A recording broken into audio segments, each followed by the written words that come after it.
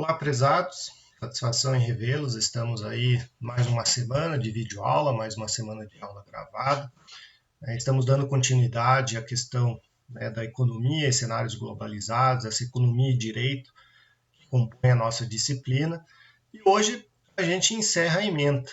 Aqueles que acompanharam o vídeo da semana passada, eu mencionei, essa aula, a aula dessa semana, a gente está encerrando aí o conteúdo, a ementa que a gente disponibilizou para vocês lá no primeiro dia de aula, com essa aula de hoje, que a gente vai tratar da economia comportamental, uma breve exposição do que é isso e por que a gente vai falar disso. Vai ser a aula de hoje, né? Essa aula que compõe aí a aula do dia 17 de junho, a nossa aula. É óbvio, a gente divulga ao longo da semana, a gente já divulga no início da semana o vídeo, mas ela refere-se aí à aula do dia 17 de junho. Na semana que vem, a aula do dia 24, relativa aí à quarta-feira do dia 24, a gente tem uma revisão. Eu vou responder as questões que a gente lançou ao longo aí do semestre para vocês. Muitos estão me pedindo aí, estão com dúvidas se está certo, se está errado o que estão falando. Enfim, semana que vem a gente vai responder todas as 12 questões que a gente somou desde o início desse formato online. Então, o que acontece? Serão 12 questões que não deixa de ser uma revisão para a semana de avaliação, que é já na semana seguinte. A partir do dia 1º de julho, ou a semana do dia 1º de julho, nós teremos aí as avaliações, as provas, né, que vão ser online, vão ser aí no formato de um exercício online que vocês vão ter para realizar em casa. Então, na semana que vem, quando a gente expor aí sobre a questão da revisão, eu vou fazer, né, um breve recado sobre como será essa atividade, mas basicamente o que ela vai ser. Vai ser um questionário que vocês vão responder e vão enviar lá no portal do aluno. Bom, essa prova, essa avaliação vai valer 70% da nota, ou seja, 70%, e essas questões semanais, que inclusive hoje será a última que vai ser lançada, essas questões semanais, que vão totalizar 12 durante todo esse período, elas vão ter peso 30, né, ou 30% da nota, significa que cada uma dessas 12 questões vai ter peso 2,5. Então, cada questão que você me enviou, você vai receber aí 2,5 pontos, somando todas elas aí até 30. Né? Então, assim, seremos avaliados nesse segundo bimestre. Bom, em relação à prova, a gente vai fazer o detalhamento específico na semana que vem. Hoje, a gente segue aí com a disciplina, a gente segue falando dessa economia comportamental e, como sempre, vocês sempre têm aí à disposição esse PowerPoint no portal do aluno para vocês poderem baixar e acompanhar. Então, vamos acompanhar na tela para ser mais fácil aí a compreensão de vocês. Hoje nós vamos falar aí sobre a economia comportamental. Economia comportamental, e por que eu estou trazendo isso e, de certa forma, o que isso tem a ver com a economia? Na verdade, a economia comportamental é o que existe atual dentro da economia. Então, a economia é tudo aquilo que a gente já viu, todas essas teorias, todas essas, né, em algumas situações, até fórmulas matemáticas aí que a gente passou ao longo do semestre, tudo isso acaba compondo uma economia tradicional, economia clássica. Né? Então, teorias econômicas, as políticas monetária, fiscal, cambial, a microeconomia, enfim, a lei da oferta e da procura, tudo isso coloca, né, e é enquadrado dentro daquilo que a gente chama de economia clássica. Então, é a economia básica aí que a gente verifica no dia a dia. Só que de uns anos para cá, e esses anos em específico, esses últimos 10 anos, tem entrado bastante em evidência a tal da economia comportamental, que é uma evolução dessa economia clássica. Então, essa economia comportamental, ela surge para ela derrubar ou para ela questionar algumas situações que até então eram tranquilas e eram consolidadas dentro da economia clássica. Então, nós vamos ver isso e, de alguma maneira, a gente sempre vai fazer uma menção de como que isso se relaciona com o direito, né, que é aquela grande proposta que a gente fez no início da disciplina. Economia comportamental, para vocês terem uma noção, essa economia comportamental, por exemplo, nos últimos 10 anos, ela resultou, os estudiosos desse assunto, economia comportamental, resultou aí em pelo menos 3 ou 4 prêmios Nobel de economia para os pesquisadores. Então, essa economia comportamental tem sido colocada bastante em evidência dentro aí do estudo da economia contemporânea, economia nos dias de hoje. Bom, o que é economia comportamental? Basicamente, ela parte de uma premissa que é desconstruir a premissa básica da economia clássica. Na economia clássica, qual que é o grande ponto de partida da economia clássica? Que o ser humano é um ser humano racional. O ser humano é alguém que está pautado pelo ideal aí de racionalidade, ou seja, todas as decisões que o ser humano toma seriam no sentido de melhorar, de evoluir, de construir de uma maneira racional o patrimônio, de incrementar o patrimônio da pessoa. Então, essa é a premissa da economia clássica. Quando a gente lê qualquer situação, qualquer teoria da economia clássica, a gente parte desse pressuposto. O ser humano é alguém racional que sempre vai estar agindo para melhorar aí o seu padrão de vida. Só que a economia comportamental, ela vem e fala o seguinte: não, espera lá, o ser humano nem sempre é assim. O ser humano ele tem um problema, ele é limitado.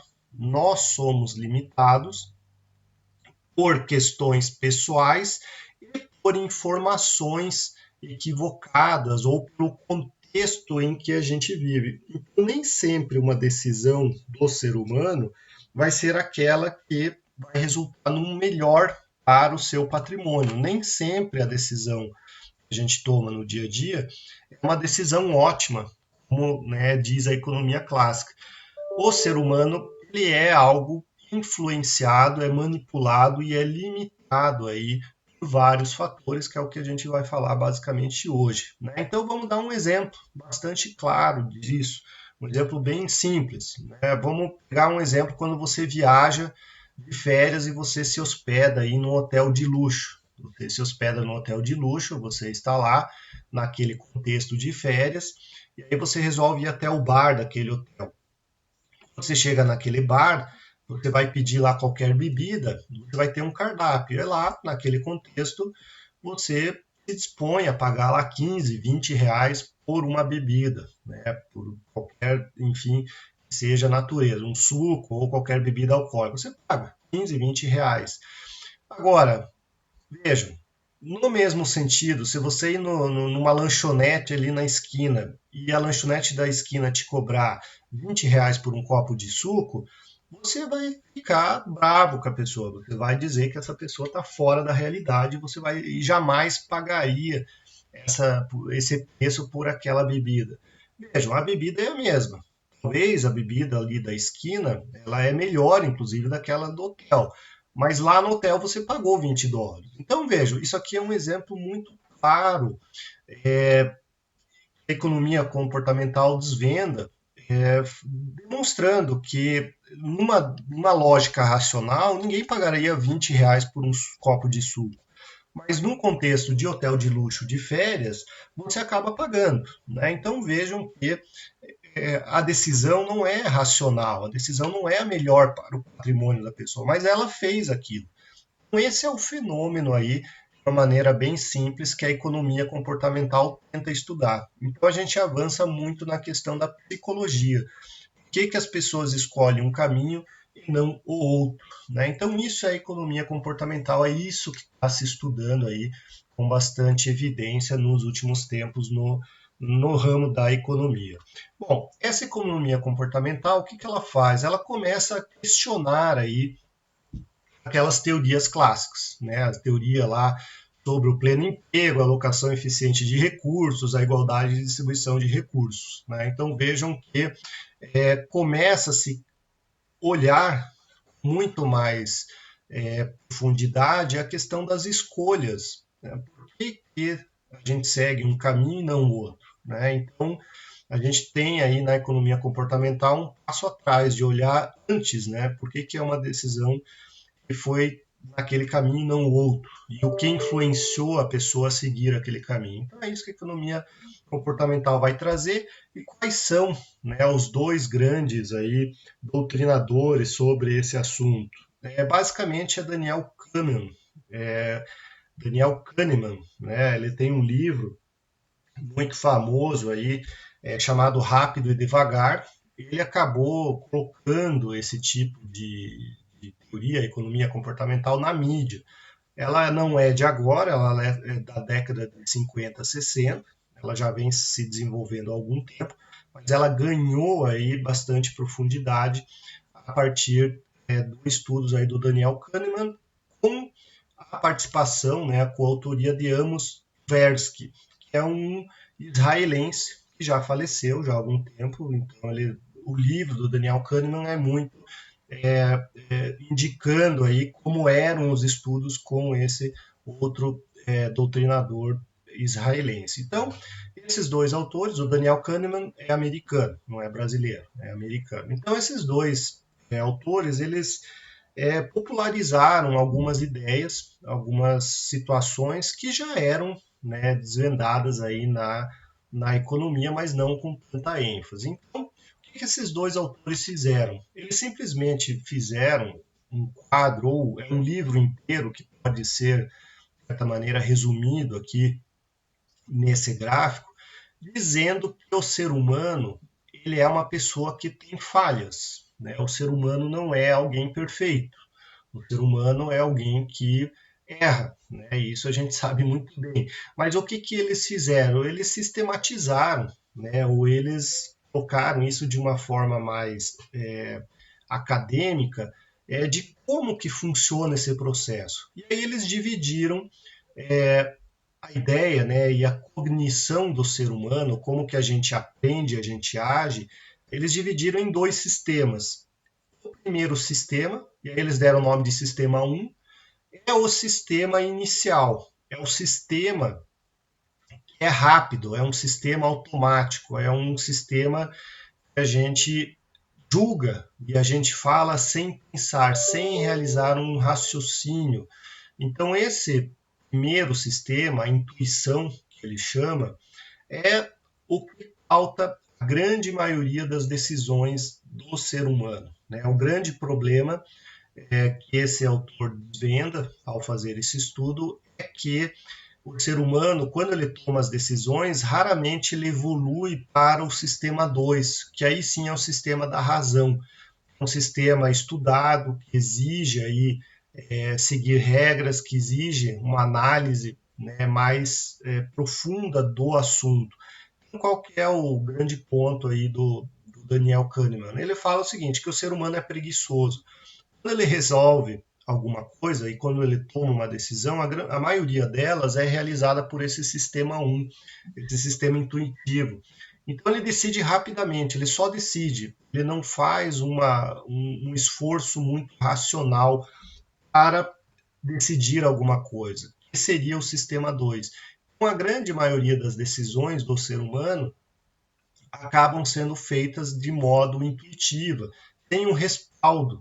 Né? Então, quando a gente vai julgar, né, qualquer situação, então vamos pegar um exemplo aí, né, atual, um exemplo do dia a dia, você vai julgar se o aborto ele deve ser permitido ou não. A maioria das pessoas simplesmente diz uma resposta sem fazer uma análise profunda. A pessoa simplesmente diz que é a favor ou contra, porque, né, ela ouviu falar, porque ela na igreja, porque veja, ela não faz um exercício controlado daquilo que ela está falando. Ela simplesmente expressa a opinião sem ter um aprofundamento. Quando julga um determinado governo, né, então você vai julgar lá se o Dória, o João Dória lá em São Paulo está fazendo algo certo ou errado. Simplesmente fala, sem ter aí muito embasamento, sem ter esse esforço racional, se o Bolsonaro está indo bem ou não, simplesmente muitas vezes você vai com a maioria, você vai dentro do contexto que você vive sem fazer uma análise racional. Então esse é o grande problema aí que a economia comportamental desvenda. Bom, essa economia comportamental ela serve também para a questão aí do Estado, né? A economia comportamental e a questão de como o Estado se comporta. Veja, a economia comportamental ela traz como grande virtude dizer que o ser humano não é alguém alguém vai decidir o tempo todo de forma correta. Na verdade, a economia comportamental, ela desvenda que a grande parte das decisões que a gente toma, elas são equivocadas. A gente toma decisões porque todo mundo disse, porque a gente acha sem ter certeza, porque a gente é preguiçoso, a gente não vai atrás, porque a gente tem medo de tomar uma decisão contrária. Enfim, a gente é influenciado um monte de situações que não levam à melhor decisão. E aí cabe a quem? Cabe ao Estado, ao governo, por meio aí de suas políticas públicas, eliminar esse contexto. O Estado ele tem que agir para que a pessoa não seja influenciada por esse contexto, para que quando a pessoa possa decidir, para que ela possa decidir de uma maneira mais efetiva para o seu bem e não simplesmente decidir que todo mundo falou. Então isso é muito próprio do contexto de eleições, por exemplo. O Estado ele tem que se esforçar por ser transparente, por ser aí correto, por divulgar informações corretas e não manipular a população aí para um caminho equivocado. Né? Então a economia comportamental desvenda isso de uma maneira teórica e é talvez exatamente o contrário aí do que a gente vive. Né? Infelizmente as denúncias e o que a gente lê em jornal é que os nossos políticos estão fazendo exatamente o contrário, divulgando notícias falsas para a gente tomar a decisão errada. E o Estado deveria fazer exatamente o contrário, né? O Estado deveria fazer exatamente o papel de transparência e o papel aí de divulgar a informação com relativo grau aí de correção e certeza. Bom, vamos fazer um intervalo que não é bem intervalo, né? Vamos fazer essa pausa aqui nos slides, para a gente lançar a nossa pergunta questão semanal, a última questão semanal. Né? Então, para quem não aguenta mais mandar e-mail para mim, ser o último, né, desse semestre, pelo menos. Então, o que acontece?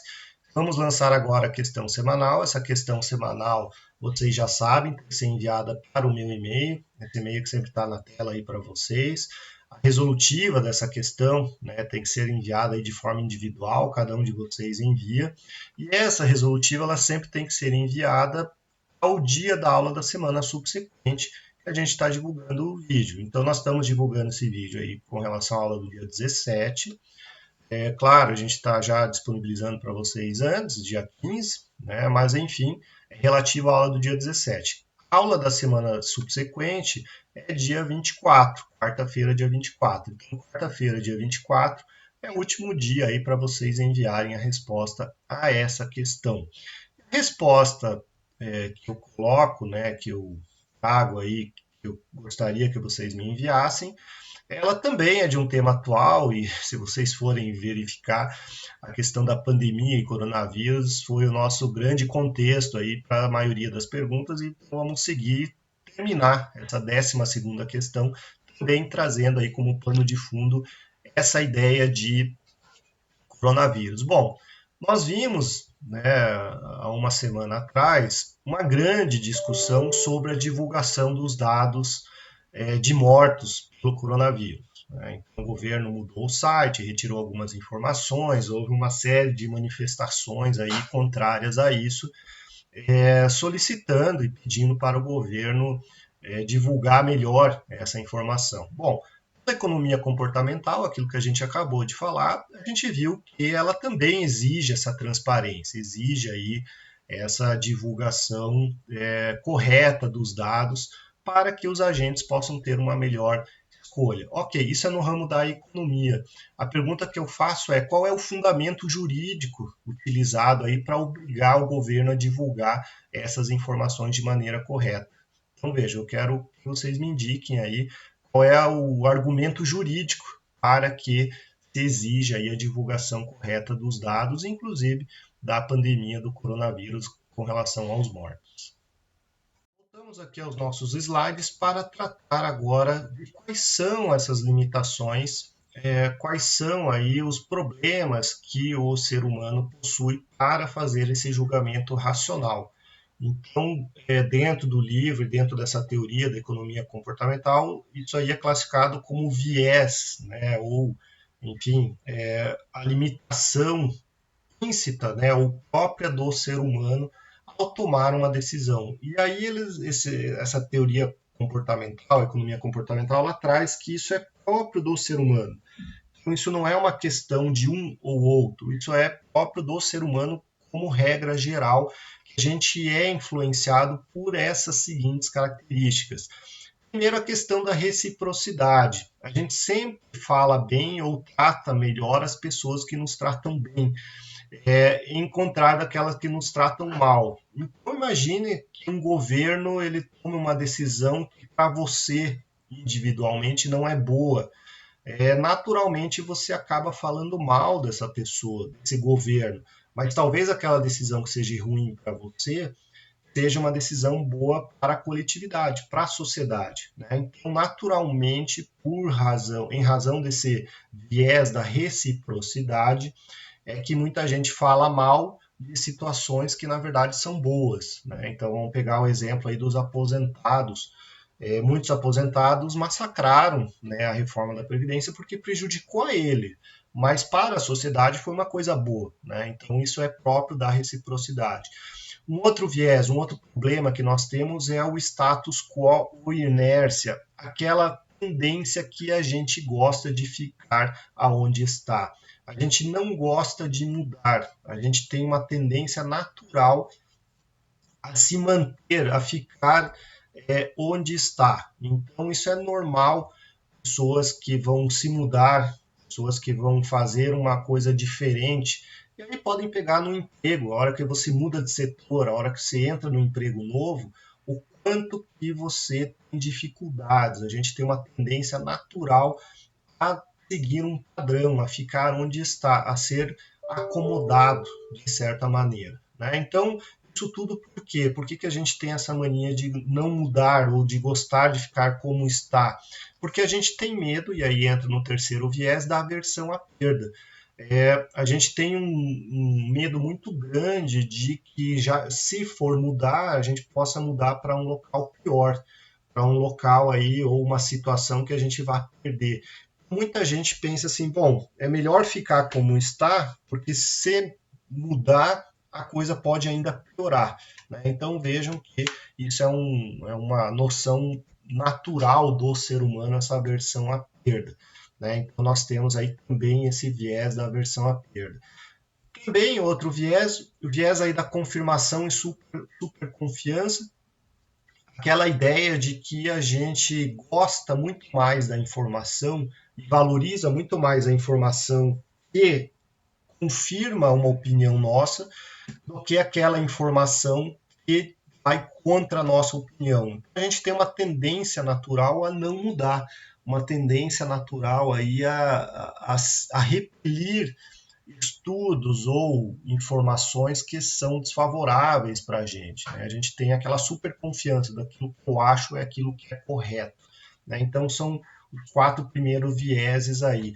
E com relação à aversão à perda, né, aquela ideia de a gente ficar acomodado como está, surge aí um gráfico, né, um gráfico aí de utilidade demonstrando quanto essa aversão à perda é significativa para nós. Né? Então vamos imaginar aí que uma pessoa ganhe R$ 100.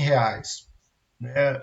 Vejam, o ganho de R$ 100, que é aí do gráfico para a direita, gera um conforto para nós, gera um conforto para as pessoas. As pessoas gostam de ganhar.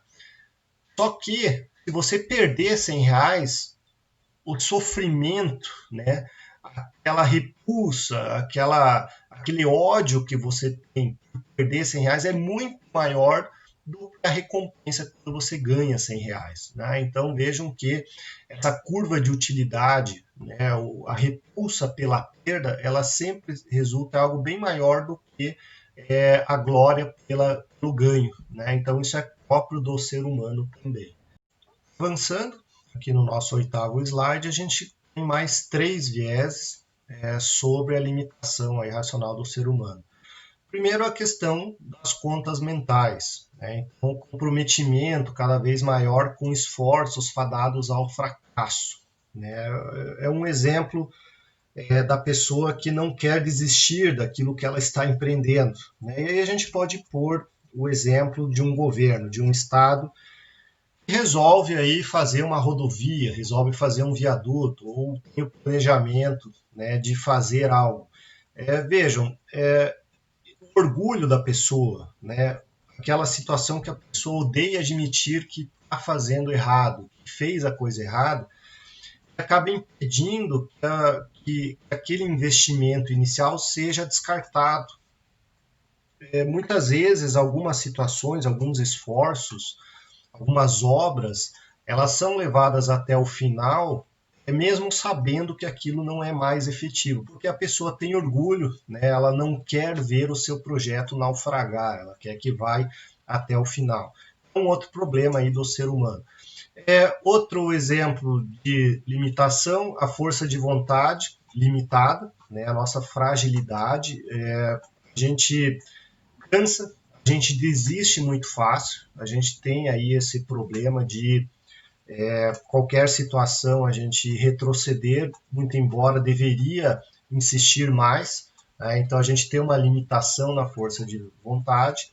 Uma outra situação é o abatimento hiperbólico.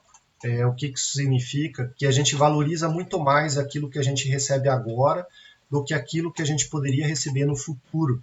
Então, os investimentos, os benefícios imediatos, eles são muito mais valorizados. Então, quando a gente vê, por exemplo, um programa de governo, qualquer situação, dizendo que vai investir a longo prazo, a 5, 10 anos, naturalmente isso não é tão valorizado quando, né, sai uma medida que passa a valer aí imediatamente, o benefício imediato.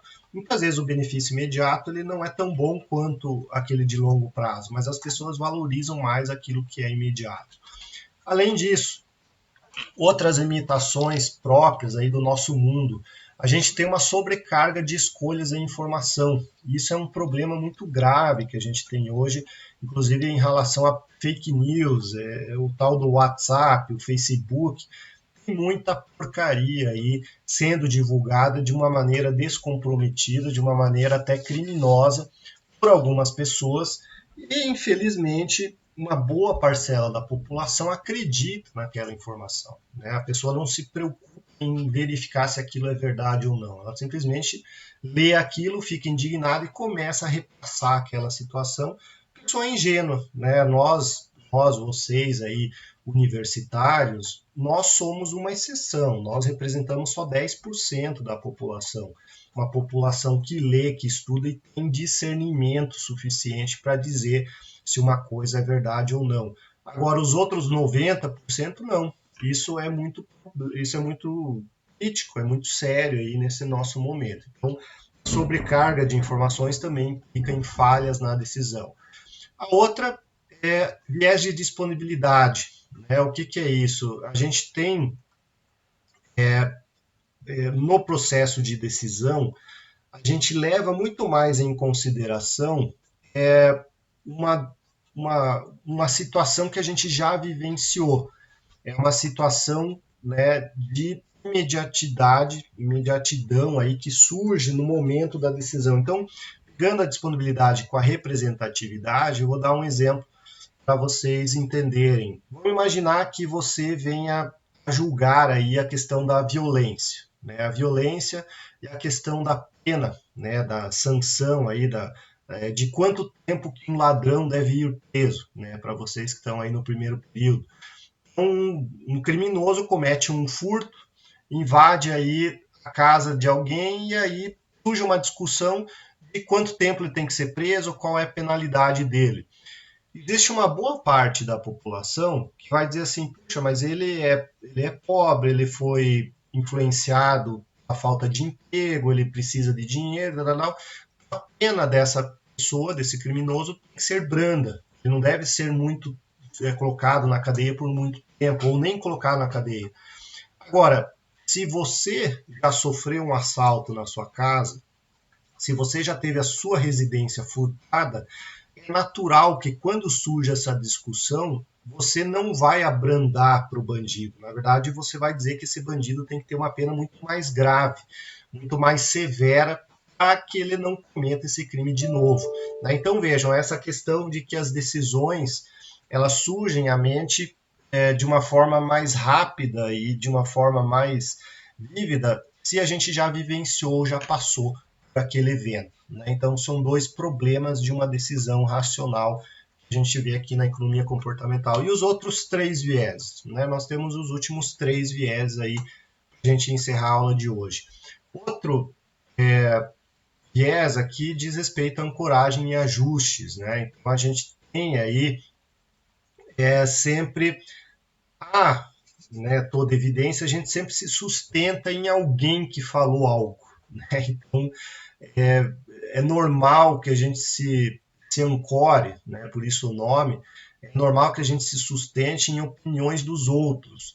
Muitas vezes esses outros são tendenciosos e falam bobagem. A gente não tem aquela disposição de ir e conferir aí se a situação está correta ou não. Né? Então, temos aí o exemplo clássico do pai para o filho, né? Que o filho sempre olha o pai como um exemplo, mas nós adultos usamos outras pessoas como exemplo, outras e muitas vezes essa pessoa não é o melhor exemplo, não é a melhor situação para a gente seguir. Então esse é um outro problema. Outro, aí sim também próprio do momento atual que a gente vive, de rede social, de querer aparecer para os demais, é a tal da aprovação social, o comportamento de manada. A gente tem uma mania muito grande de fazer o que os outros fazem, simplesmente para ficar bonito, né, no contexto social. A gente tem uma mania muito grande de compartilhar e seguir algumas orientações simplesmente para ganhar aí likes, né, lá no Facebook ou qualquer outra rede social. Isso é muito ruim. A gente delega e a gente tira aquela ideia lá no início de a gente evoluir para um raciocínio racional, né? Para a gente parar e pensar sobre o assunto. Não. Às vezes a gente simplesmente repassa buscando uma aprovação social. Muitas vezes você nem concorda com a ideia, muitas vezes se você pensasse sobre o assunto, você iria de maneira contrária, mas você fala do mesmo jeito só para que todo mundo te veja com os mesmos olhos, né? Então aquela mania da gente ir com os outros, simplesmente porque todo mundo está fazendo, eu também vou fazer. E aí eu vou dar um exemplo muito claro disso, né? Muito próprio, e aí a pandemia é bastante fértil para esses exemplos. Vamos pegar, no início da pandemia, houve uma corrida de pessoas para o mercado para adquirir papel higiênico. Né? Então, veja, aqui no Brasil também a gente viu e foi noticiado também na imprensa uma corrida ao mercado e todo mundo começou a comprar papel higiênico. Por que isso? Né? As pessoas não sabiam por quê, elas simplesmente estavam indo comprar papel higiênico porque todo mundo estava indo. E esse povo que começou a ir comprar papel higiênico, ele foi comprar papel higiênico porque lá no Japão a população comprou papel higiênico para estocar também. Então, por algum motivo, essas pessoas aqui no Brasil, já que o Japão estocou papel higiênico, aqui no Brasil o pessoal começou a estocar papel higiênico. Tem lógica isso daí? Não tem lógica nenhuma. Agora, por que que lá no Japão se começou a estocar papel higiênico? Vejam, na crise de 2009, houve aí uma falta de demanda, uma falta de produção de papel higiênico, de importação lá no Japão. O Japão é um país, é uma ilha que não tem aí um recurso, né, natural tão amplo como temos no Brasil. O Japão importa papel higiênico e naquele momento de crise, o Japão estava em falta, não estava conseguindo importar papel higiênico. O que, que aconteceu? Naquela crise, faltou papel higiênico. Com a crise de agora, a população japonesa pensou: bom, lá atrás faltou papel higiênico, pode faltar de novo. Correram no mercado e compraram papel higiênico, estocar. E aqui no Brasil, por que o pessoal fez isso? Simplesmente porque lá fizeram. É um exemplo clássico de comportamento de manada. Aqui no Brasil, nós temos, né, gigantes empresas e recursos naturais para a fabricação própria de papel higiênico. Não vai faltar papel higiênico. Né? Então, é um exemplo de comportamento de manada. E por último, o otimismo e ilusão de validade. Né? A gente tem aí a nossa crença, a gente tem é, aquela ideia de que as coisas que a gente opina são as coisas boas, são coisas aí que vão avançar, né? São as coisas que confiamos que elas vão dar certo. Então, é um ponto aí que nós temos também que prejudica a nossa decisão. Então, são todos vieses, são todas situações aí que limitam as nossas decisões e a gente acaba utilizando, opinando, escrevendo e falando sobre um assunto de uma maneira equivocada, de uma maneira que não é correta. Bom, pessoal, com essa exposição sobre economia comportamental, a gente chega ao fim aí da nossa ementa, chega ao fim da nossa disciplina. Mais uma vez agradeço compreensão, paciência, né, agradeço aí especialmente aqueles que estão enviando as questões toda semana. Eu sei que não é fácil, eu sei que, né, estudar em casa exige disciplina. Vocês estão começando a graduação, que é um outro fator agravante, gera um monte de incertezas, mas de qualquer modo, né, agradeço aqueles que tiveram perseverança e pense que não é só um ou dois. Para nossa felicidade, temos aí mais ou menos 40 alunos no meu acompanhamento que estão dando sequência nas questões, que estão enviando aí as resolutivas, e significa que estão dando continuidade ao curso. Então, não é só você, não ache que é só você que está fazendo as resoluções, não, todo mundo está me enviando. Fico muito feliz com isso, né? Espero que tenha conseguir aí, que seja o mínimo de conteúdo passar para vocês. É claro que em sala de aula é outra história, é outra forma, mas que é necessário estar aqui nesses vídeos, nesse material de apoio. Semana que vem, uma grande revisão aí das questões, para vocês saberem ou entenderem se estava correto ou não. A gente faz um comentário sobre a prova, que é logo na semana subsequente. Então, um grande abraço, fiquem saudáveis e até a próxima.